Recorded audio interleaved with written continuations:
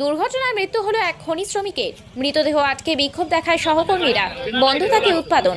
রবিবার ঘটনাটি ঘটে ইসিএল এর পাণ্ডবেশ্বর এরিয়ার সোনপুর বাজারি প্রজেক্টে। মৃত শ্রমিকের নাম চিন্ময় ঘোষ, বয়স 42 বছর। খবর সূত্রে জানা যায়, রবিবার পাণ্ডবেশ্বর এরিয়ার সোনপুর বাজারি প্রজেক্টে দুর্ঘটনায় মৃত্যু হয় চিন্ময় ঘোষ নামে এক শ্রমিকের। মৃত চিন্ময় বাবুর বাড়ি সোনপুর গ্রামে। তিনি ব্লাস্টিং সেকশনে কর্মরত ছিলেন সোনপুর বাজারি প্রজেক্টে। বেলা 12টা নাগাদ দুর্ঘটনাটি ঘটে। কাজ করার সময় ভারী গাড়ির ধাক্কায় মৃত্যু হয় চিন্ময় বাবুর বলে সহকর্মীদের দাবি। ঘটনার খবর চাউর হতেই প্রজেক্ট চত্বরে উত্তেজনা ছড়ায়। মৃতদেহ আটকে বিক্ষোভ দেখায় চিন্ময় বাবুর সহকর্মীরা। বিক্ষোভের জেরে দীর্ঘক্ষণ বন্ধ থাকে প্রজেক্টের উৎপাদন। ঘটনাস্থলে পৌঁছান স্থানীয় তৃণমূল বিধায়ক নরেন্দ্রনাথ চক্রবর্তী, জামুরিয়ার বিধায়ক তথা তৃণমূলের শ্রমিক সংগঠন কেকেএসির মহাসচিব হরিরাম সিংহ।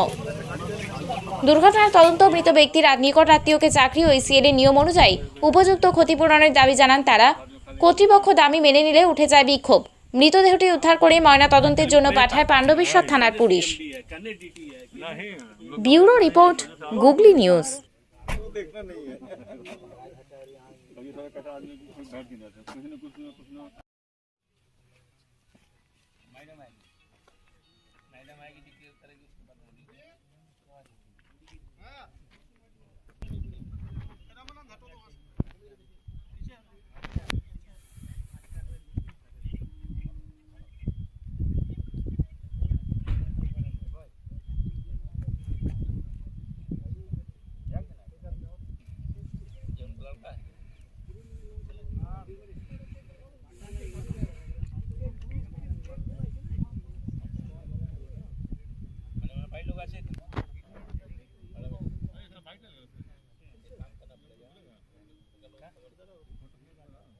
आज के ये कैंपर से चिन्मय घोष, जिसका उम्र लगभग 40 साल के आसपास है, वो जा रहा था। जो अभी तक प्रथम दृष्टया में जो सूचना मिली कि वह वहाँ पर जाके उतरा है। उतरने के बाद जो हॉल रोड है उसके बगल में खड़ा था, और वो जो हॉल रोड है वहाँ पर आपका कंपनी का और डिपार्टमेंटल दोनों हॉल पैक और उसका हाईवा दोनों चलता है। अलग कोई व्यवस्था भी नहीं है। ये छोटी गाड़ी चलने के लिए जो अलग से व्यवस्था होनी चाहिए वो भी नहीं थी। कुल मिला जुला के आपको ये यदि कहूँ तो पिछले कुछ दिनों से जो यहाँ आप एक्सीडेंट का रेट देखें, पिछले 6 महीना से यहाँ 4 एक्सीडेंट अभी फेटल हो चुका है। ये जो एक्सीडेंट हुआ है ये कुल मिला के आपको कहे तो वहाँ पर जिस तरह से माइनिंग हो रही है, वहाँ पर जितना जो शार्प कर्व है वो शार्प कर्व को और वहाँ चौड़ा होना चाहिए था। वहाँ पर जितना डिस्प्ले होना चाहिए था, आपका सिग्नलिंग का डिस्प्ले होना चाहिए था, वो कुछ है नहीं। तो अभी मैं जो देख रहा हूँ कि कोयले के उत्पादन को मुख्य रूप से ध्यान में रख करके सेफ्टी को यहाँ पर पूरा के पूरा मैनेजमेंट के द्वारा इग्नोर किया जा रहा है। कोई नहीं देखता है कि सेफ्टी में क्या है। यहाँ तक कि जो पीट सेफ्टी कमेटी, तो आपको क्या लगता है इस घटना के पीछे के मैनेजमेंट का जिम्मेदार है? पूरा इसमें कोई दो राय नहीं है कि इसमें मैनेजमेंट जिम्मेदार नहीं है। अगर इसका तहकीकात अगर ठीक से होगी तो पता चलेगा कि इसमें कहीं न कहीं मैनेजमेंट का ही दोष है। क्यों? क्योंकि सारा मैनेजरियल जो पावर होता है उसका एग्जीक्यूट करवाने का काम मैनेजर का ही होता है, प्रबंधन का ही होता है। तो कोलियर में इतना जो यूनियन है तो इसके खिलाफ आवाज़ क्यों नहीं उठा था? अभी मैं आपको पहले ही कह रहा था कि इसके लिए माइंस रेगुलेशन में प्रोविजन है कि प्रत्येक महीना में पीट सेफ्टी कमेटी की मीटिंग होनी चाहिए, और पीट सेफ्टी कमेटी में सभी यूनियन के जो मेंबर होते हैं वहाँ बात रखते हैं, और अगले मीटिंग में उसका ATR का रिपोर्ट होता है कि कितना कितना काम हुआ।